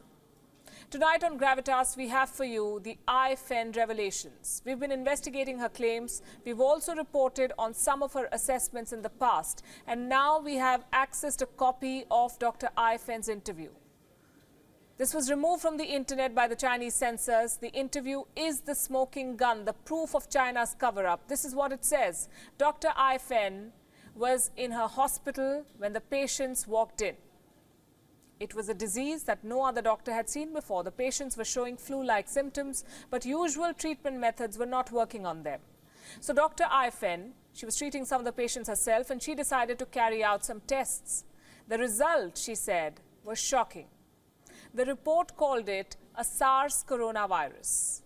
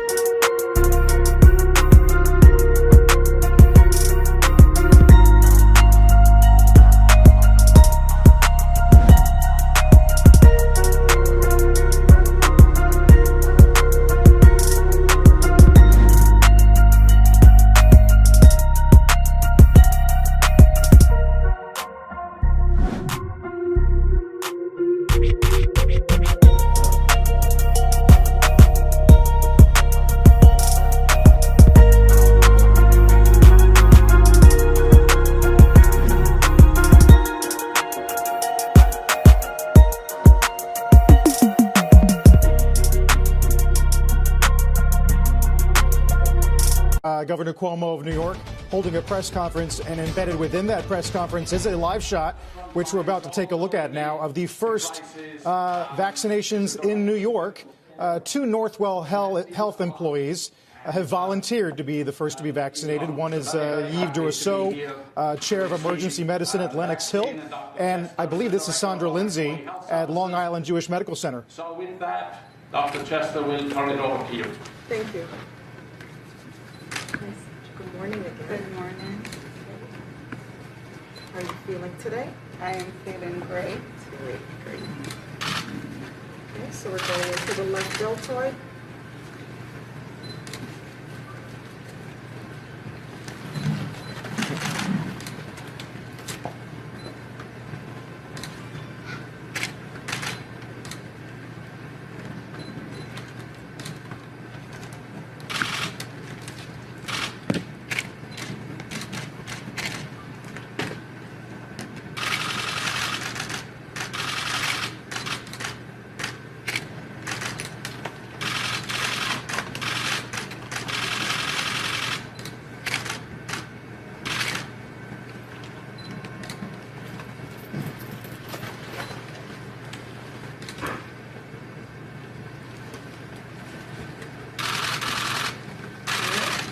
I'm ready. Let's do this.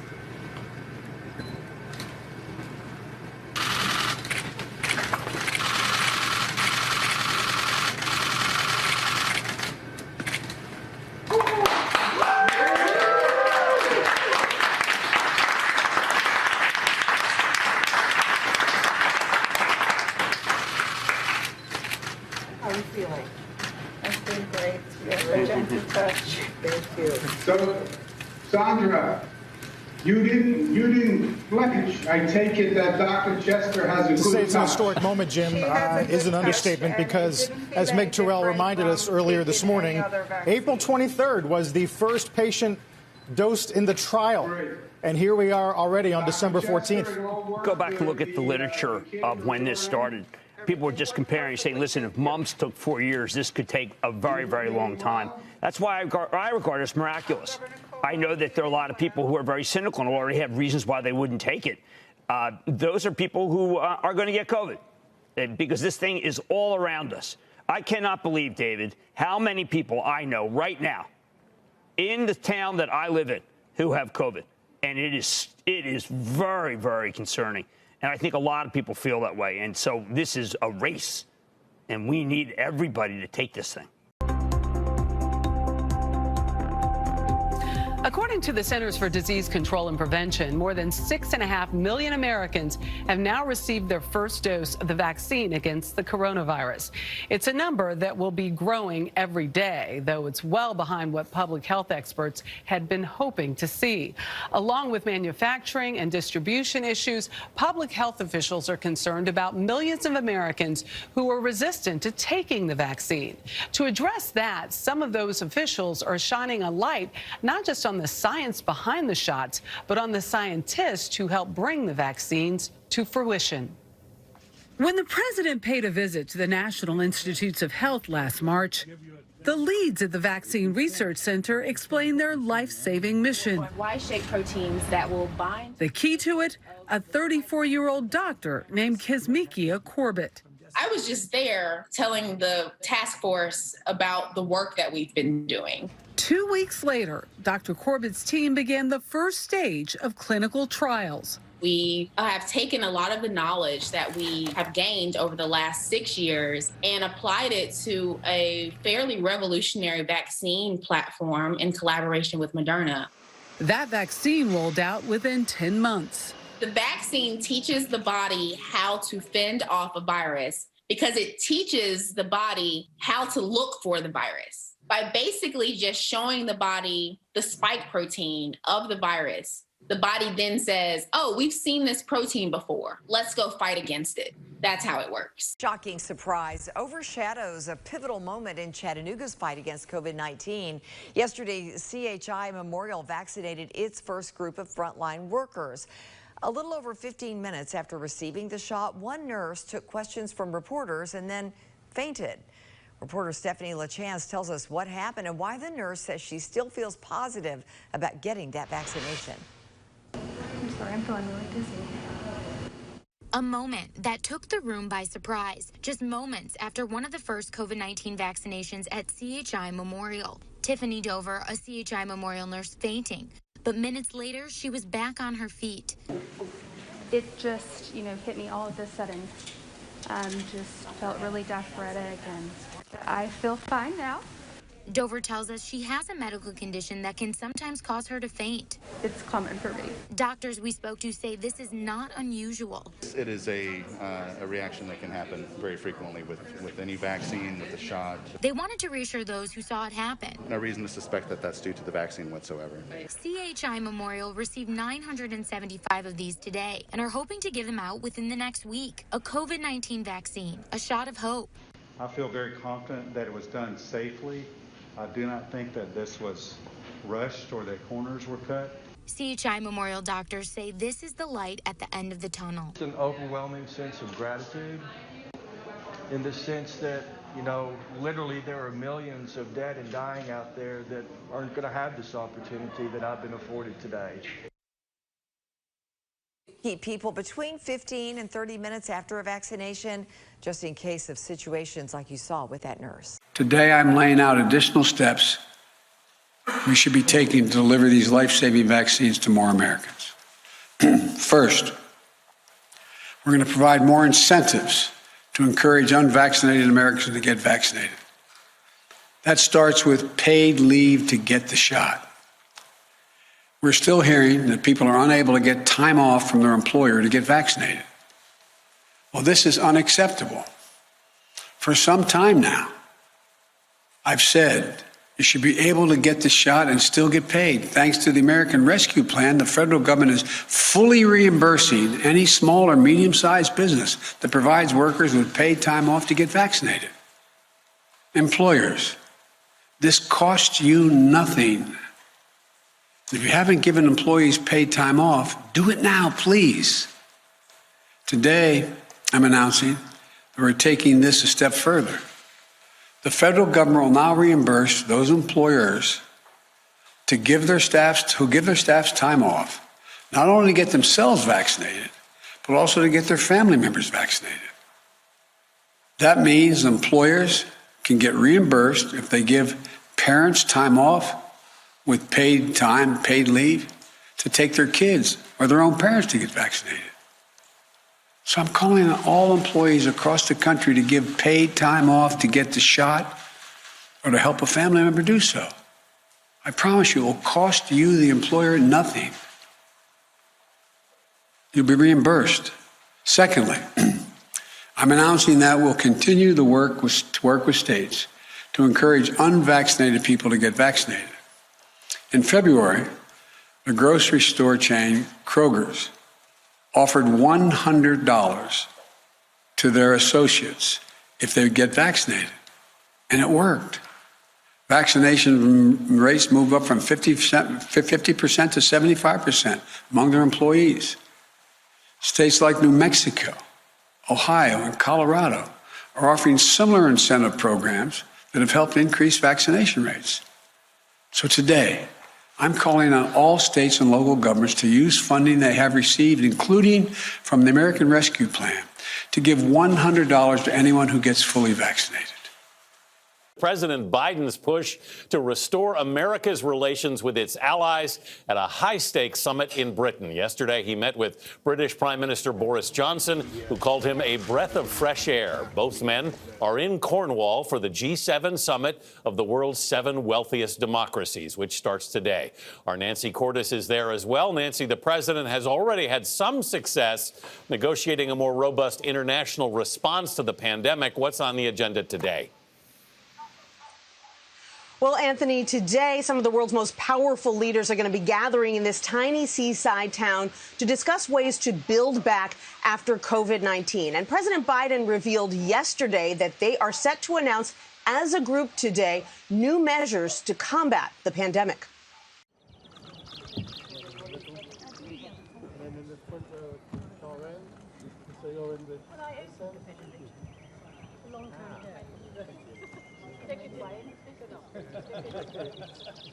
Alphabetical, because they're always beside each other.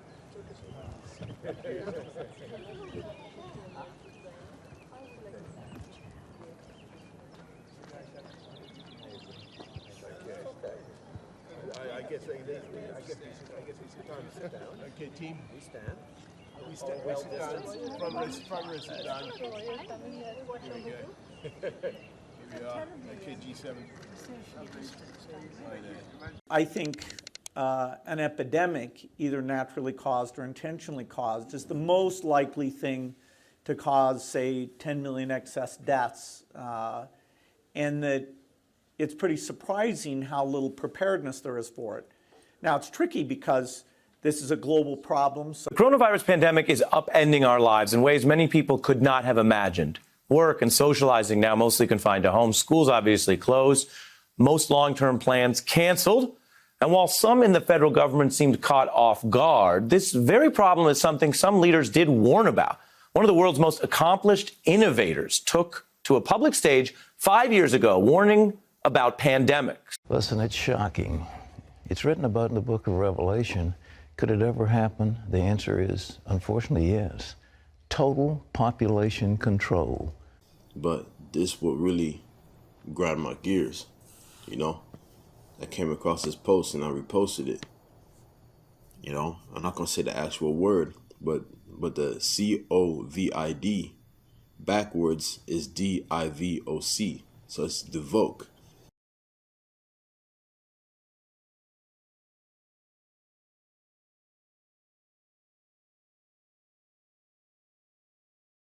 So some of you have probably run across this word, DIVOC, okay?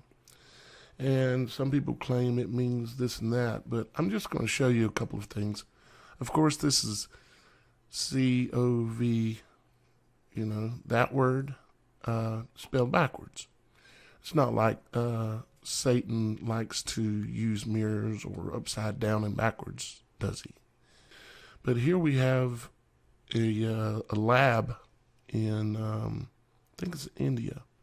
But it's, well, you can see what it's approved laboratories and center, right?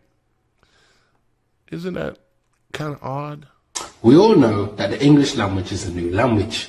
And we all know that we read from left to right. But we once read from right to left. And actually our subconscious brain sees everything backwards. And our brain actually turns it around so we read it and see it the way it is now. With that being said, COVID, backwards. Oh my days, oh my days, oh my diddy. COVID, backwards becomes Divok.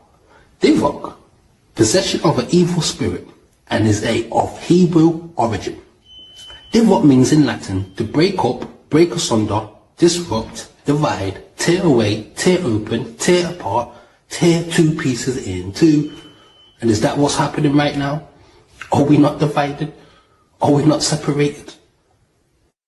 Well, coincidence or not, according to the same rule, COVID becomes Divok.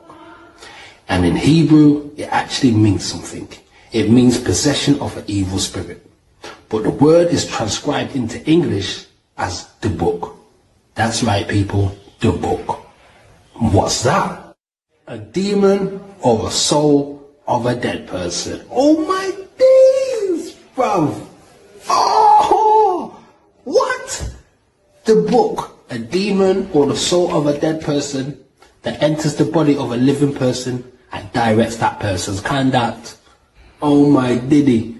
I'm telling you people, I just thought, there's something wrong here. There's something wrong. What is going on with these people? It's like they're brainwashed. It's like they're not even thinking for themselves. And so we know that Satan wants to be worshipped. He likes to put words backwards, and that's where he does a lot of his demonic activities.